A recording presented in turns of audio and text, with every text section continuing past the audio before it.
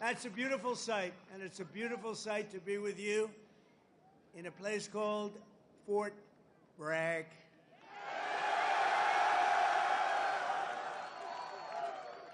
Can you believe they changed that name in the last administration for a little bit? But we'll forget all about that. Well, we're going to forget all about it. I want to just say God bless the U.S. Army and God bless the USA. Great place, great group. I want to thank so many incredible soldiers and paratroopers, pilots, warriors for that awesome display of pure, unrivaled American military might. I just saw something that was crazy. You don't want to mess.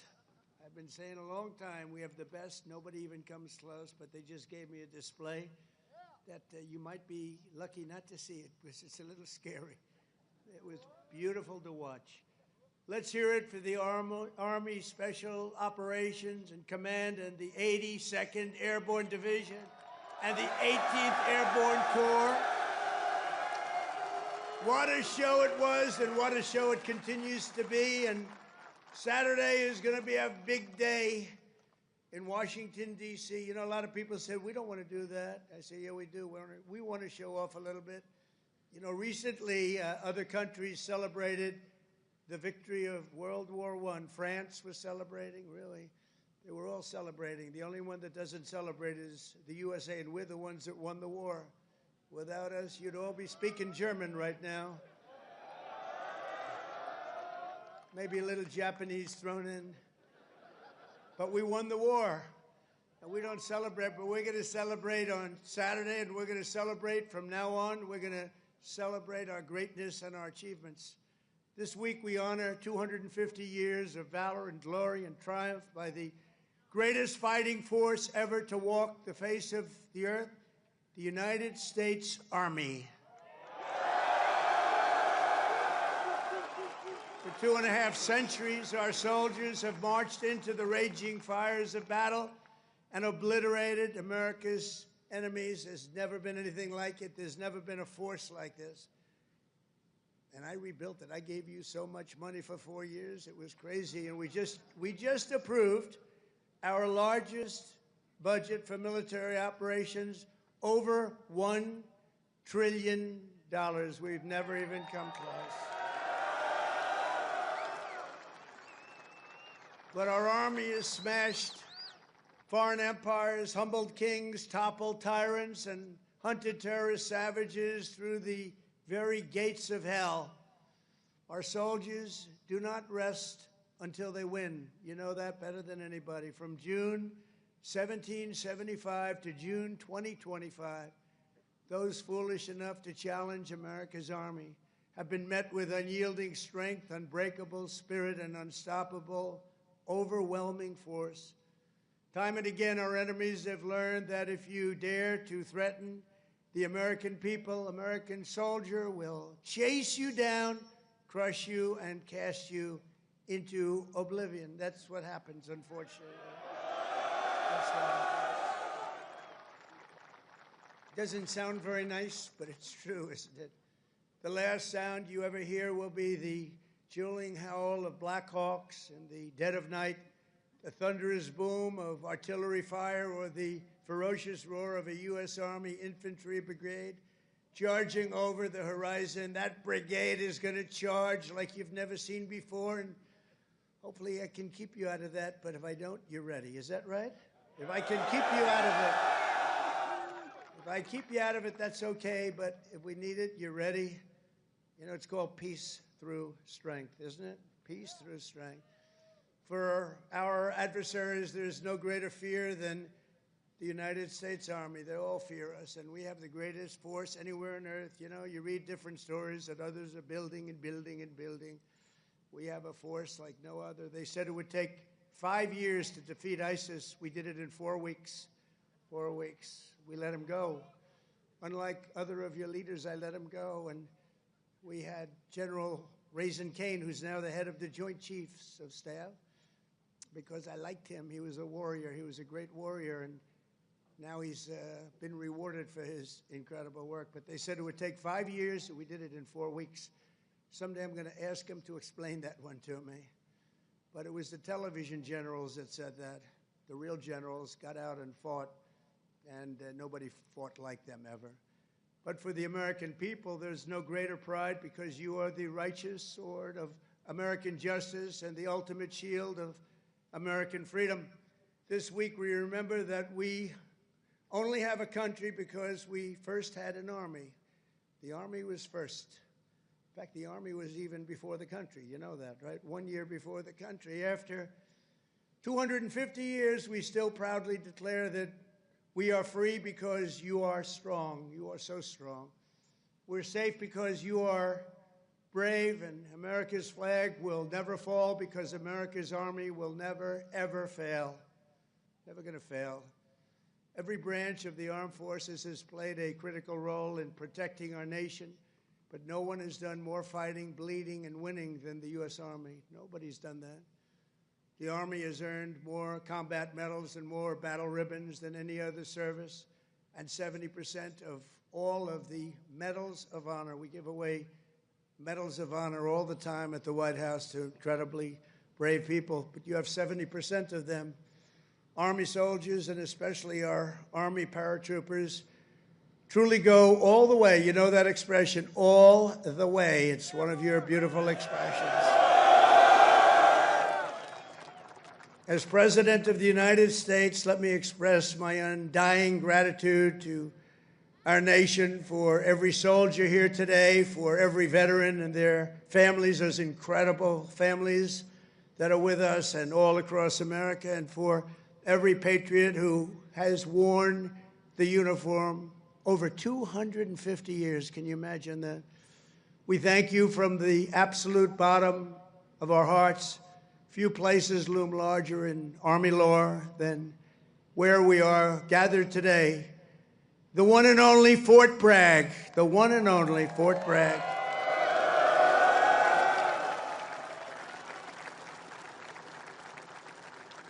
But remember, it was only that little brief moment that it wasn't called Fort Bragg. It was by the Biden administration, not Trump. I had nothing to do with it. We got it changed. We said, you know, I came here numerous times and everybody, they kept saying Fort Bragg, Fort Bragg. I said, you know, it's not the name, but then I was making a speech. I said, what do you think I should call this place? Call it Fort Bragg. I said, Fort Bragg, how you doing? We won a lot of battles from this place, and that's the way it is. It wasn't even close. When Pete and some of the generals came to see me, I said, not even close, not even close. This is the home of the Green Berets, the Sky Dragons, and the all-American 82nd Airborne. We know what 82nd Airborne Division. This is where the GIs who won the Second World War learned to pack their parachutes and push howitzers and go right into those C-47s with lots of arms and push them right out those big, beautiful doors and wield their bayonets and pry the enemy from the hedgerows of the French countryside. France needed us badly. We were there. A lot of people needed us badly. They still do, maybe worse than ever. It was here in this soil that the Army forged the medal that held strong at Bastogne. It was here the mighty paratroopers earned their wings before they rained down death from above to liberate Sicily, Normandy, and even the Netherlands. That's right. We saved the Netherlands. Every inch of this base is steeped in the legacy of those warriors who have said with pride, "Sir, I trained at Fort Bragg, sir." That was pretty cool. And that is why we restored the historic name of this very, very special place. I don't know if it could be the same place. Fort Bragg is in, that's the name. And Fort Bragg, it shall always remain. That's never going to be happening again.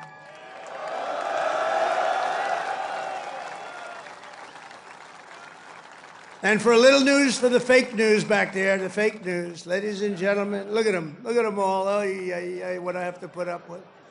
Fake news. What I have to put up with. But they're all right. They've been very nice today. They were impressed with that display, I can tell you that.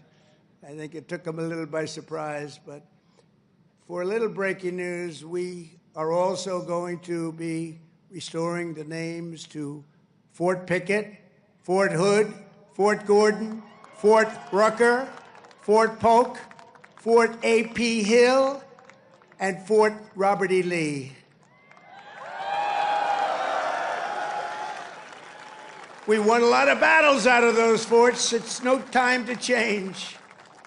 And I'm superstitious, you know, I like to keep it going, right? I'm very superstitious. We want to keep it going. So that's a big story. We just announced that today to you for the first time. They said, why didn't you wait till Saturday? I said, I can't wait. I got to talk to my friends here today. This is a record crowd. You know, you never had a crowd this big. That's an honor. You think this crowd would have showed up for Biden? I don't think so. I don't think so. I don't think so. Maybe I'm wrong. Maybe I'm wrong. I want to thank so many great leaders here today, including Secretary of Defense Pete Hegseth, who's been great. By the way, Pete, thank you. Great. And he went through the wars, you know? Pete went through the wars. He had to get through a very hostile group of people that I think really don't want to see America be great again, maybe, or something, but he persevered, and he got there, and he's doing a fantastic job. Great job, Pete. Thank you very much. Secretary of Veterans Affairs, Doug Collins, a fantastic man. Thank you, Doug. You're doing a great job. Doing a great, great job. Way, way up from the last administration, Veterans Administration. It's way up. You saw the recent poll. The people are happy. They weren't happy a couple of years ago. They were really happy 5 years ago. But it went downhill from there. We did so much. We got you medical. If you had to wait, if you had a delay at all, you go out to see a private doctor. We pay the bill. You take care of it. You don't wait for 6 months and end up getting very sick on something that could have been done with a little shot or a pill. We did that. Then they wanted to drop that. I said, we're not dropping it. But, Doug, I'm proud of you. I just heard some great things. Thank you very much. The Secretary of the Army, a really brilliant young guy, went to Yale. Can't have everything. Top student. Dan Driscoll. Thank you. Thank you, Dan. And we have your senators, Senator Ted Budd and Senator Tom Tillis. Thank you, fellas. Thank you. Congressman Richard Hudson, Pat Harrigan. Where's Pat? Pat? Good, Pat. You're doing great. You guys are amazing. And we have the big brass, General Andrew Pappas. General, thank you. Thank you, General. Doing a great job. General John Braja. John, thank you. Great job. Thank you for today, John. General Greg Anderson. Thank you. Thank you, Greg. Thank you. Sergeant Major of the Army, Michael Weimer. And before going further, I want to say a few words about the situation in Los Angeles, California. Have you heard of the place? Where I've deployed thousands of National Guard troops and hundreds of Marines to protect federal law enforcement from the attacks of a vicious and violent mob. And some of the radical left, they say, oh, that's not nice. Well, if we didn't do it, there wouldn't be a Los Angeles. It'd be burning today, just like their houses were burning a number of months ago. Generations of Army heroes did not shed their blood on distant shores only to watch our country be destroyed by invasion and third world lawlessness here at home, like is happening in California. As Commander-in-Chief, I will not let that happen. It's never going to happen. What you're witnessing in California is a full-blown assault on peace, on public order, and on national sovereignty carried out by rioters bearing foreign flags with the aim of continuing a foreign invasion of our country. We're not going to let that happen. Remember, millions of people were allowed to come into our country, totally unchecked and unvetted by stupid people or radical left people or sick people. But regardless, open border policy, the dumbest policy yet. I would say even dumber than men playing in women's sports, transgender for everyone. Even dumber than that. They're hurling bricks and cinder blocks at law enforcement. Did you see they're breaking up the sidewalks and the curbs, breaking it up with big, strong hammers? These guys are professionals. These are not amateurs. They're breaking it up because they took the bricks away from them. They came in with bricks, red bricks, that they could throw at our military and at the police in L.A., who are very good, but they weren't aggressive like our soldiers. Our soldiers really were aggressive, but they all worked together. But they came in with bricks, they were taken away, and they had hammers. Oh, wow, how did that happen? And they're pounding the sidewalk. I said, what the hell is he doing? And he's breaking it up and making it into concrete bombs in a way, and they're dropping them on our military. They're throwing them at our military. Pretty good arms they had, too. Hits guys right in the face. Big chunk of concrete, worse than a brick. They're taking them up to the bridges, and they're dropping them in the cars that are going by. These are animals. But they proudly carry the flags of other countries, but they don't carry the American flag. They only burn it. Did you see a lot of the flags being burned? They weren't being burned by people from our country or from people that love our country. People that burn the American flag should go to jail for 1 year. That's what they should be doing. 1 year. And we'll see if we can get that done. We're going to try and get that done. We're working with some of your senators. I know Senator Josh Hawley is very much involved. And I know the two senators from here. I think you guys, are you guys in favor of it? Boy, would this be a bad time for them to say no. I got you. I got those 2 votes. The agitators are throwing firebombs, Molotov cocktails, lighting vehicles ablaze. You saw all the cars that were burning, mobbing police officers and ICE officers who are the toughest people you'll ever meet, and they love our country, and they're getting really they want to stomp on them, but they're too tough. They don't allow it. And attempting to infiltrate and occupy federal buildings wearing armor and face shields. The best money can buy, somebody's financing it. We're going to find out through Pam Bondi and Department of Justice who it is. They're already on it. Who's financing all this equipment? Very professional. Under the Trump administration, this anarchy will not stand. We will not allow federal agents to be attacked, and we will not allow an American city to be invaded and conquered by a foreign enemy, and that's what they are. A lot of those people were let in here by the Biden administration. They just poured right in.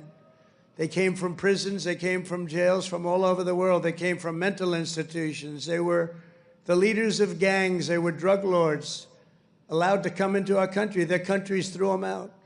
Their countries would bus them or drive them right to our border and say, go in there, you ever come back, we're going to kill you. And we got them, and we're getting them out of here.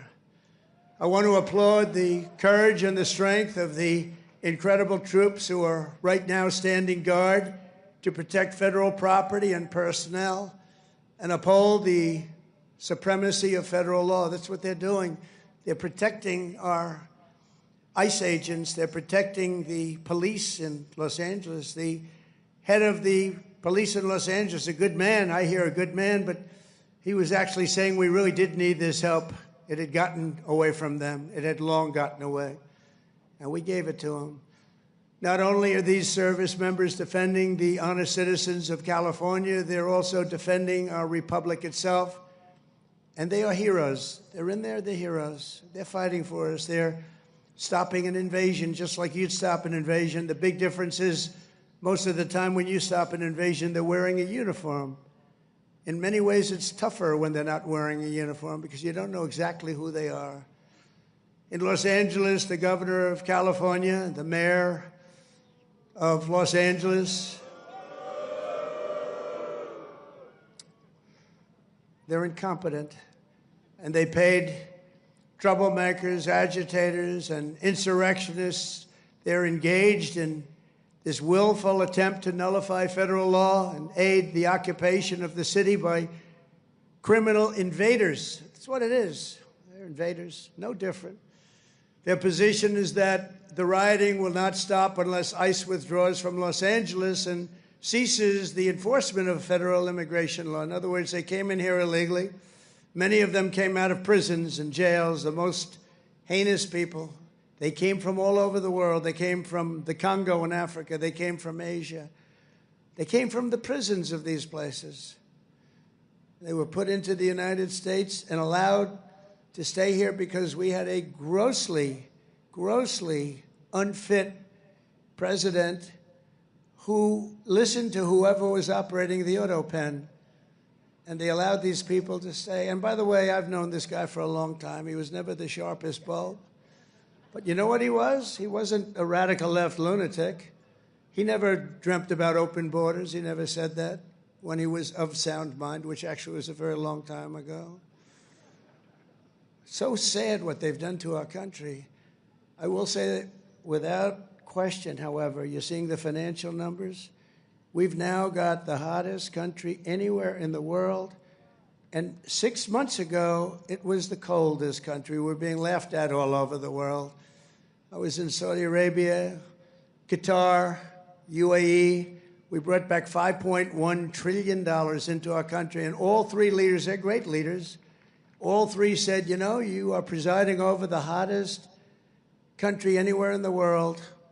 And they said the exact same thing. They said 6 months ago, it was the coldest country. I'll tell you, it changed on a date. You know what November 5th was? It was the election of a president that loves you. And that's when it all changed. That's when it all changed.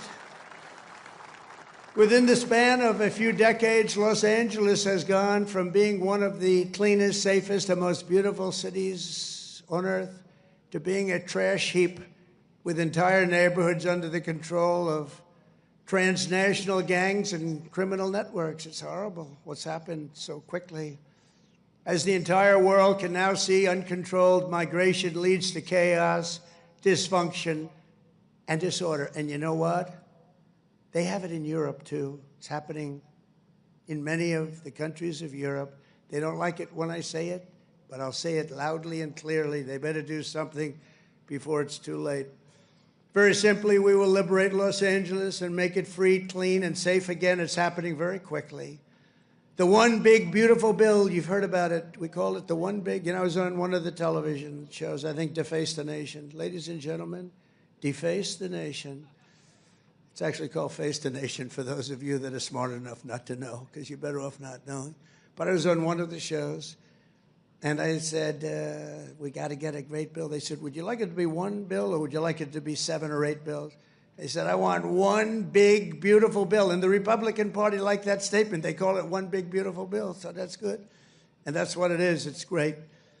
And it's currently before Congress. It provides all necessary funding for ICE, for Border Patrol, and for the Department of Defense. And I told you at a level that we've never had before, over $1 trillion. We better get that bill approved. Otherwise, your helicopters and your planes and your equipment's going to start to look a little bit old, General. You better push your favorite congressman. You better push these 2 senators. I think they're in good shape, however. But we got to get it approved. And those congressmen by you are all 100%. I don't even have to talk to them. They've been so great. So I want to sign this into law immediately, and with the signing, so many great things will happen to our country. No tax on tips. Think of that. No tax, seniors, on Social Security. No tax on overtime. They're going to pay for themselves. And if you get a car, and if you borrow money to buy the car, we're going to let you deduct the interest payment if it's a new car made in America. Only if it's made in America. If it's made in Japan or China or any place else, we're not really interested in your deduction. I was elected winning all 7 swing states, the popular vote by millions and millions of votes, in all counties throughout America by 2,750 to 525. That's what I call a big number. But this is a mandate from the people to restore the sovereign borders of the United States, and that is exactly what we're doing. Not only the borders, the financial institutions, and our country itself, we will not be deterred, and the mob in Los Angeles or anyone else, anywhere else, will not succeed. They don't even have a little chance. And I will be calling you early as I see this happening because, you know, in theory, I guess you could say a governor could call, but they don't call. They let their city burn, like in Minneapolis with this guy who ran for vice president against J.D. That was a good debate, J.D. against this guy. Remember how bad he was? That was one of the, I said, J.D., there's never been a man like you're competing against. This is the worst. I think he's running for president, too. Can you believe it?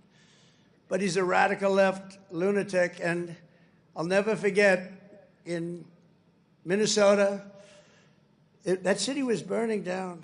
Minneapolis was burning down. It was going to burn to the ground, and he wouldn't call the guard. And I waited for a long time, and I called the guard, and I saved it, but I wish I would have called it the first day. And I said, you know, if this ever happens again, because I was thinking about running because the election was rigged and stolen, we all know it. I said, we're going to run again, and if I win, which I hope, remember, we're going to make it too big to rig.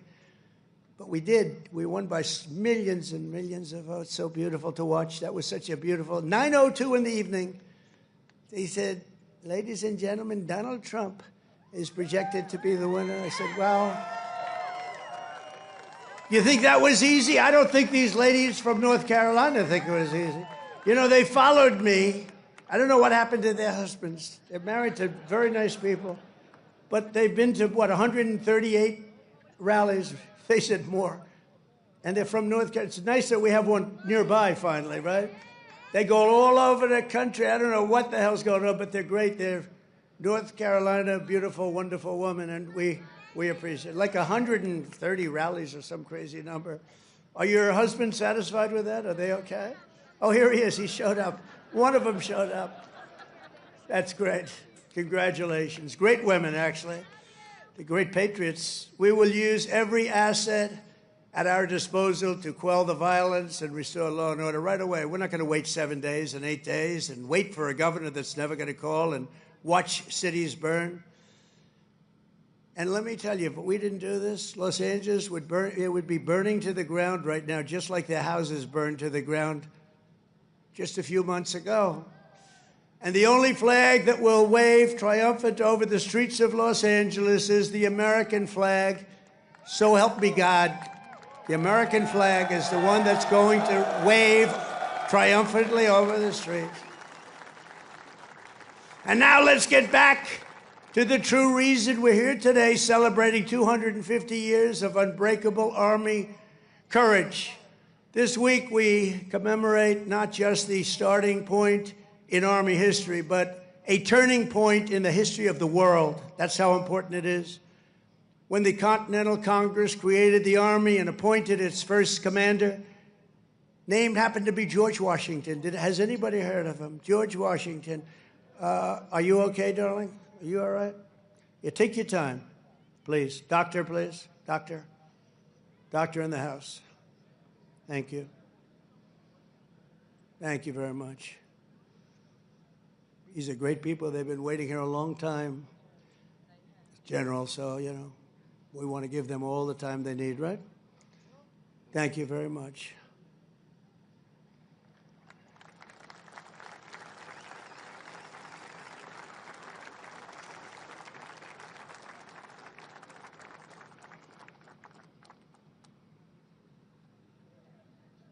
Greatest people in the world. They are amazing. Amazing.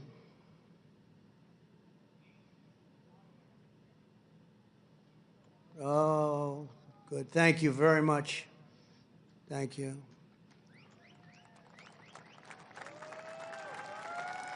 Okay, honey. Thank you. Beautiful young person. Beautiful young person. We have a lot of young people. You know, they have. We won young people, old people, and everything in between. It's sort of nice. Remember they used to say, but Trump doesn't have the young people. We won everything. Thank you very much, Doctor. Great job.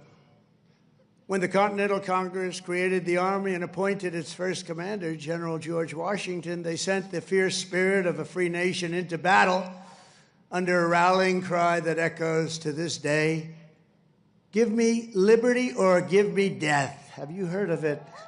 Quite a beautiful statement.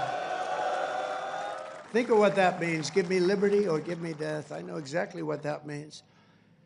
Just 3 days after the birth of the Army, the great patriot, founding father, Dr. Joseph Warren, was on the front lines as a soldiers stood totally outnumbered and outgunned at Bunker Hill. They had a group of soldiers against them that was supposed to be, in that day, unbeatable. Warren's mother had begged him, "Son, please don't do it." She said, "Please, please don't do it. Don't risk your life for even the patriot cause, please." And he replied, "Wherever danger is, dear mother, there your son will be. I will either set my country free or shed my last drop of blood to make us so." So beautiful. So the words are so beautiful. At Bunker Hill, Warren kept his vow, fighting and fighting and fighting and loving his country until he fell, drenched in blood, and gave his life at the very young age of 34. Exactly 250 years later, we are joined by Dr. Warren's great-great-great-great-great-grandson, and it's 7 generations down, and now an Iraq war veteran, retired Army specialist, Scott Warren, is here with his daughter, Sergeant E5 Carrington Sanders of Fort Irwin. I want to just, where are you? Where would you be in this big crowd? Thank you very much. What an honor. What an honor. You look great, too, by the way.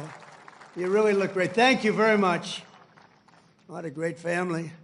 But you carry in your veins the love and devotion of a martyr for American liberty. Please stand. Just put that hand up once more for the people, because they want. Thank you very much. You're looking good.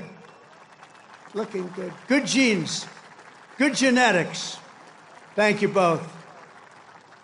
Thank you very much. The life of a soldier is not just a job, it's a calling and a sacred tradition passed down from father to son, brother to sister, and one generation to the next. At every hour of danger, our noblest citizens have answered that call, kissed their loved ones goodbye, and run to the sound of guns. You run to the sound of guns, you're running right into them, you're going to win. When the British tried to reconquer our young nation in 1812, 1,000 Americans at Fort McHenry fought off a British invasion fleet, 5,000 strong. They say it was unstoppable. Lieutenant Francis Scott Key, you all heard the name, watched from Baltimore Harbor as the Army kept Old Glory flying high. Many people died. Deeply inspired, he wrote a poem in tribute to Army courage and American pride, known today as the Star-Spangled Banner, or our national anthem. Great. 8 generations later, we're joined by a descendant of Francis Scott Key, who has spent 2 decades in uniform, Major Kyle Key of Army National Guard fame. Please, Major, where are you, Major? Thank you. Thank you. Looking good, too. What's going on here? These guys they all come from a very fine strain of blood. That's great genetics is right. Thank you both very much. Major Key, thank you for helping to keep this incredible land of ours free and the home of the brave, and that's what it was. Through the decades that followed, the Army conquered the great frontier, won the war that restored our nation and broke forever the chains of slavery.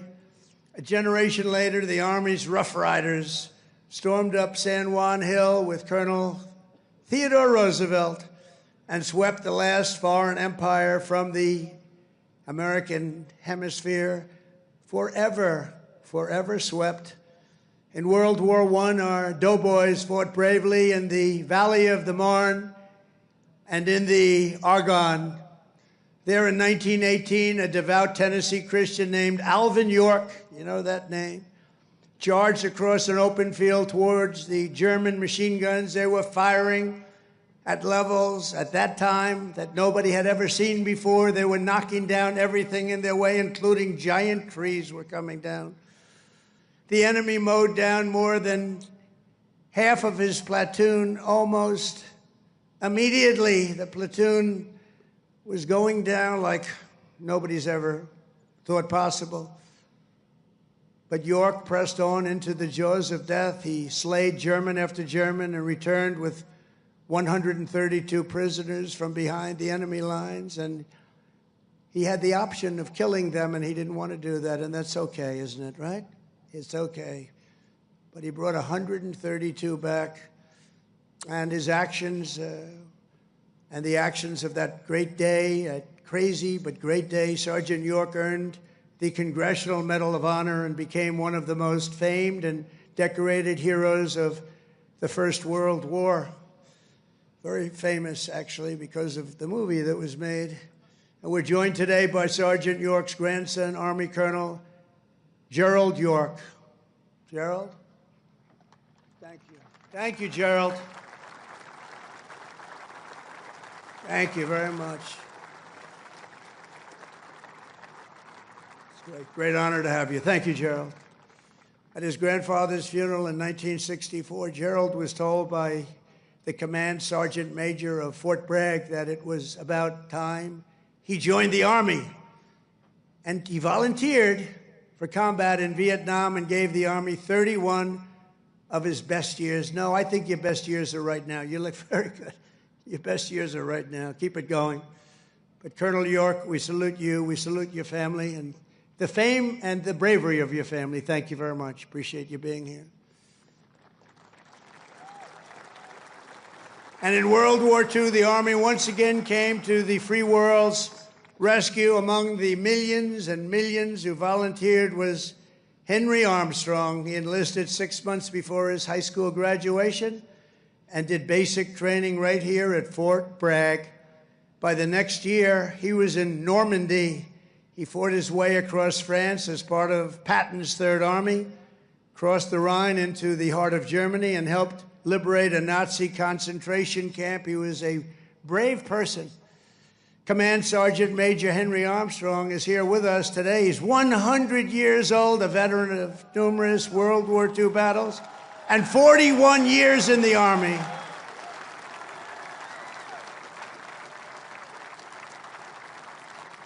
Thank you. Wow. These are great, amazing people. Thank you very much. Great. Thank you very much. He's joined by his grandson, Army Major Dennis Armstrong. Dennis, I assume that's you, right? Thank you, Dennis. And Dennis's wife, Captain Shelley Armstrong. They love the military, and they love our country. Thank you very much. Shelley, thank you very much. Appreciate it. And their son, Tanner. Where's Tanner? Let me see. Oh, he looks good, too. They all look good. Tanner might look the best, actually. Thank you very much. Who's an active duty staff sergeant in the 82nd Airborne right here in Fort Bragg. He could right now run for office, I think. He's very popular. In Korea, our warriors held the front line in the battle against communism and liberated millions and millions into the light of freedom. To Vietnam, we sent some of the toughest men who ever wore Army boots and olive drab. One of them was Joe Marm of Pennsylvania. He was 23 years old when his platoon was ordered to rescue soldiers surrounded by the enemy in the Battle of Ia Drang. Lieutenant Marm charged into heavy fire, killing 4 enemy soldiers in the brush before sprinting across 40 yards of open field. His teammates could not believe he was doing it, actually, they said. He then tossed a grenade that killed 8 Viet Cong gunners, plunged into the trenches and killed still more before being shot in the jaw, badly in the jaw. He successfully cleared the way for his men to save their stranded comrades and, frankly, for his men to save their own lives. He was unbelievable. For his exceptional bravery, Lieutenant Marm received the Congressional Medal of Honor and retired as an Army colonel after 30 years of service. Colonel Marm is here today with his two sons, Will and Walter, both Army Rangers. What a great family legacy. Please stand up.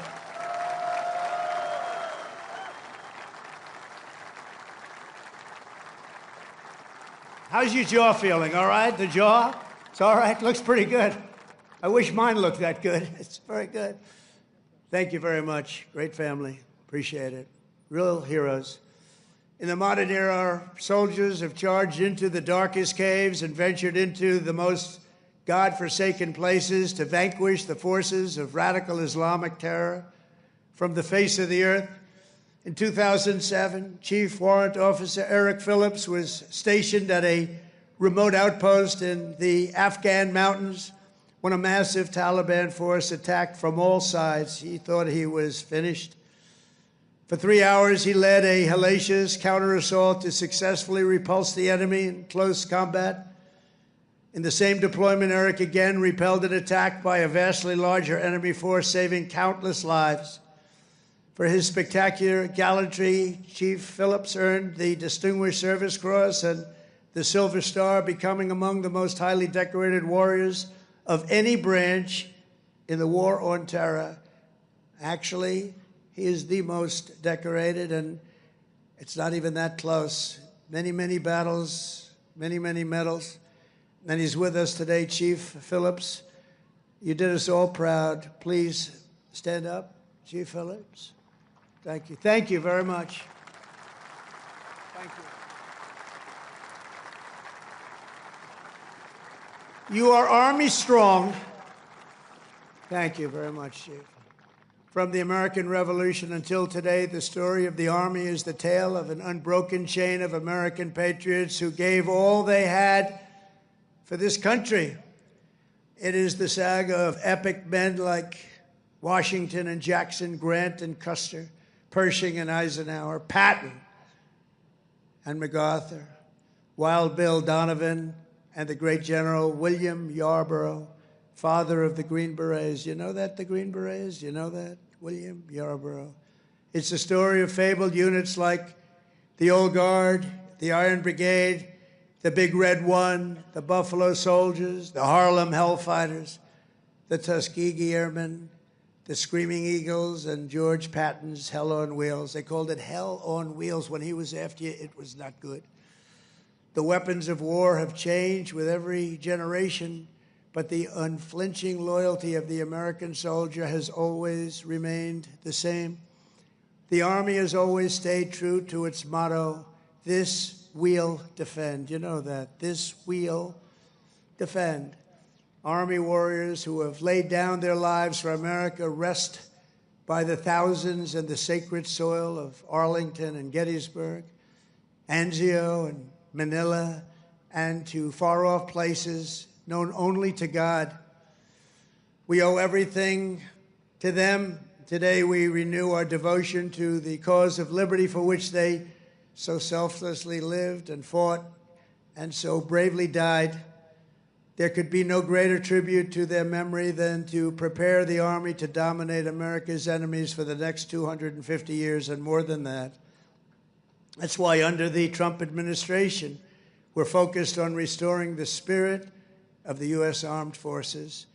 No soldier ever volunteered for the Army to be lectured about transgender diversity or inclusion. You don't want to hear that. Transgender for everybody. We don't do that. America's patriots joined the Army to kick down doors, storm beaches, kill terrorists, and win America's wars. That's what we want. And that's what you want.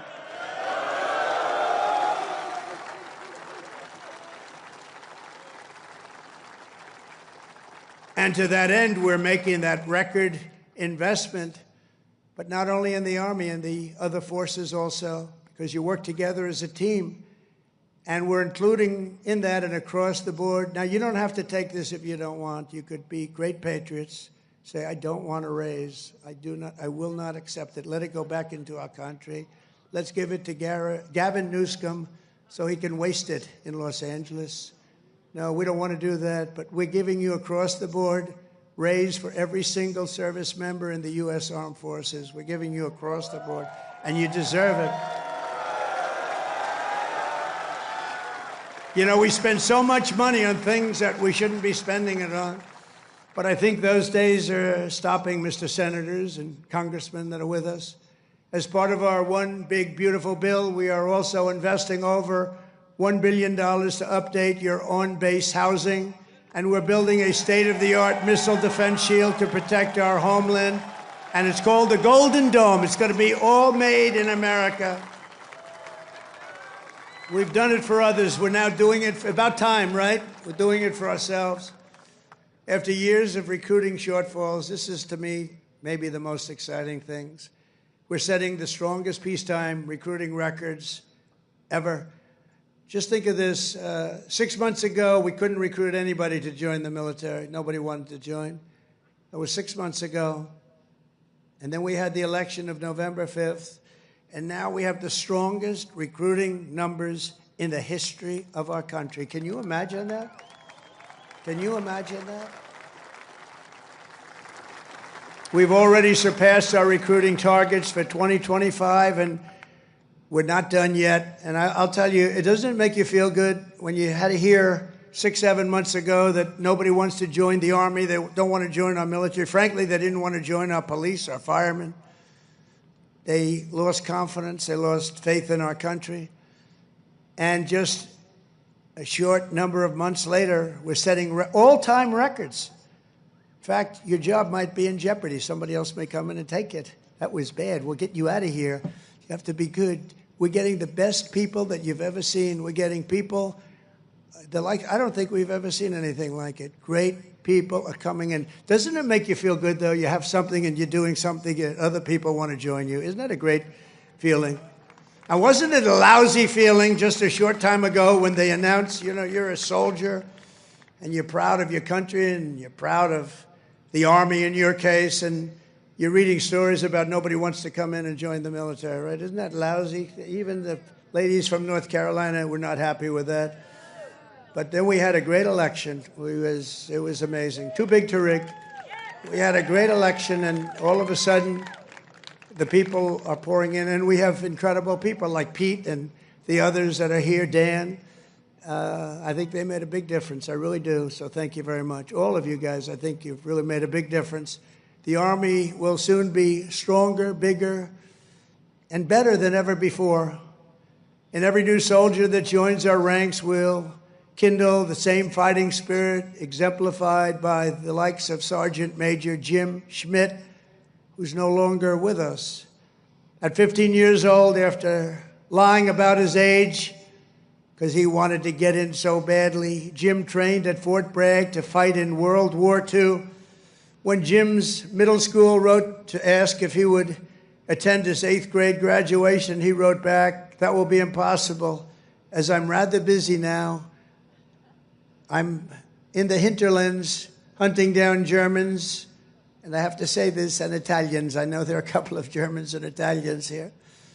As a paratrooper, he made the famous drops at Sicily and Salerno while still a young boy, too young to be in. The Army kicked him out. They found out about it. They kicked him out.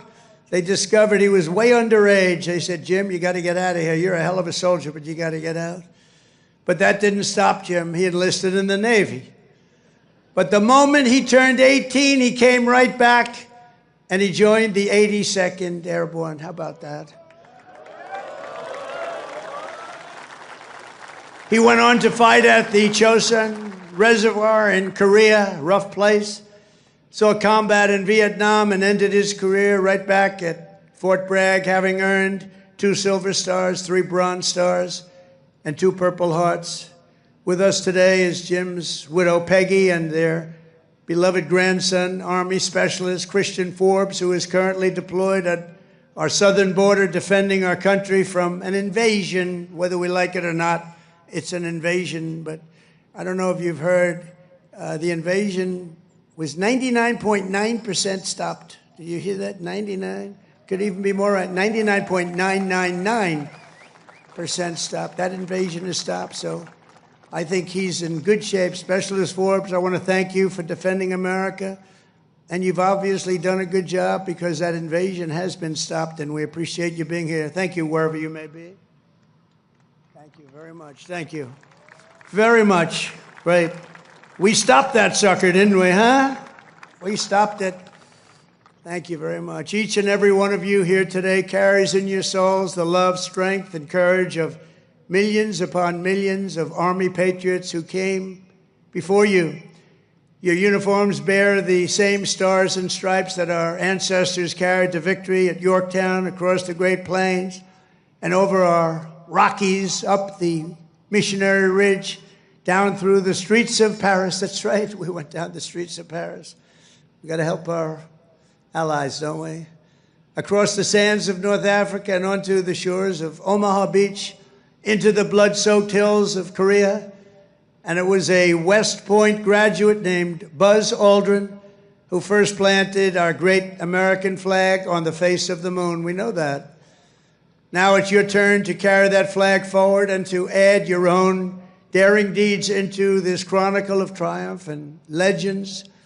Now it's your duty to shield the flame of freedom that was first lit 250 years ago by the heroes of Concord Bridge and Bunker Hill. Standing before you today, I am more confident than ever that in the days ahead and every generation to come, the U.S. Army will heap glory upon glory upon glory upon us all. You will protect every inch of U.S. soil, and you will defend America to the ends of the earth. Wherever danger is, there the U.S. Army will be. Another beautiful phrase. Whatever peril comes our way, whatever menace threatens our people, you will stand strong, you will be proud, you will charge hard, and you will keep that flame lit, that beautiful, beautiful flame. You're going to keep it lit. You will hold the flag high, and you will do something that's become quite a famous little phrase also, but you're a hell of a lot braver than me.